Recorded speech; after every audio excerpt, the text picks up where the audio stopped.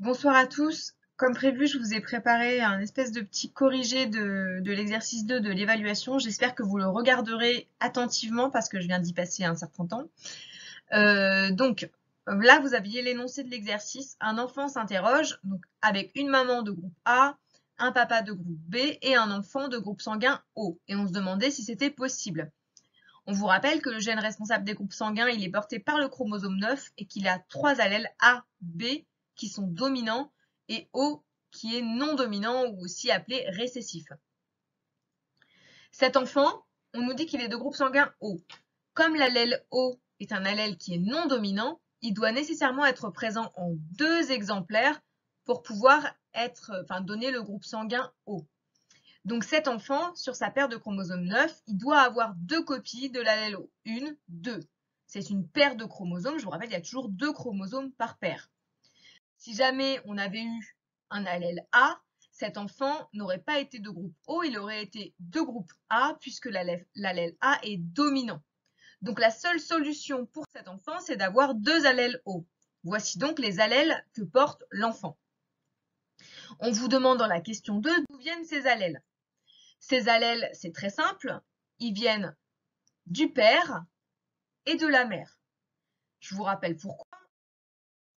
Les 2 cellules reproductrices, la cellule du papa et la cellule de la maman, l'ovule, lors de la fécondation, réunissent leurs chromosomes. On a donc la moitié des chromosomes qui viennent du père, la moitié des chromosomes qui viennent de la mère.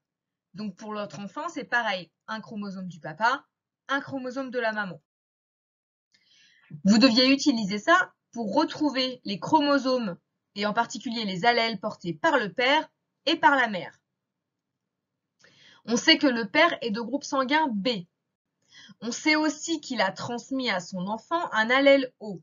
Donc on est déjà sûr que le papa a un allèle B, mais également qu'il a un allèle O. Le papa est donc BO. Il aurait pu être BB si il avait eu un enfant d'un autre groupe sanguin, mais comme l'enfant est O, ça veut dire qu'il a nécessairement un allèle O quelque part. Pour la mère, qui est de groupe sanguin A, on sait qu'elle a donc nécessairement un allèle O qu'elle a transmis à son enfant et un allèle A. Donc, si on résume, voici les chromosomes de papa, allèle O sur un des chromosomes, allèle B sur le deuxième chromosome de la paire 9. Attention, sur un même chromosome, les 2 allèles ici sont bien sûr identiques. Et ici, c'est pareil. Chez maman, hop, un allèle A, un allèle O. Voilà donc les chromosomes des parents. Ensuite, on devait former les cellules reproductrices à partir des chromosomes des parents. On prend la cellule de papa, cellule reproductrice. On va d'abord séparer les chromosomes, un chromosome dans chaque cellule fille. Ça donne à la fin 4 cellules filles, les spermatozoïdes de papa. 4 spermatozoïdes de papa, 2 avec l'allèle O, 2 avec l'allèle B. Donc, les allèles possibles dans les spermatozoïdes sont O, O, B, B.